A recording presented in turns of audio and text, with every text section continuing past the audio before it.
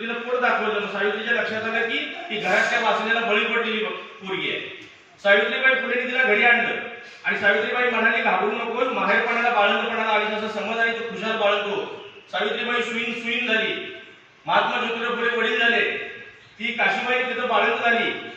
एवढ्याच थांबले नाही फुलेंनी हे पोरगा तर जाणार कुठं म्हणून त्या पोरग्याला दत्तक घेतलं. त्या पोरग्याला MBBS डॉक्टर केला आणि स्वतःची संपत्ती त्या पोरग्याच्या नावावर केली. हे महात्मा ज्योतिराव ते समजून घेतलं. फुलेंनी बोर्ड लावला होता की अशा घरातल्या वासनेला बळी पडलेल्या मुलींनी आत्महत्या न करता खुशाल माहेर म्हणून इथे येऊन बाळंत व्हावं. 42 बायका बाळंत झाल्या. 42 बायका ब्राह्मण. प्रश्न असा आहे की जेव्हा फुले हा साधा माणूस आपण म्हणतो तेव्हा त्या फुलेंनी त्या काळामध्ये केलेली क्रांती ही तुम्हाला बाबासाहेबांच्या सबंध साहित्यामध्ये, सबंध लढ्यामध्ये, सबंध संघर्षामध्ये पाहिलं. आता तुम्हाला आश्चर्य वाटेल, बाबासाहेब म्हणजे तुम्ही फक्त भारतीय राज्यघटनेचे पुढारी म्हणता किंवा दलितांचे नेते म्हणता.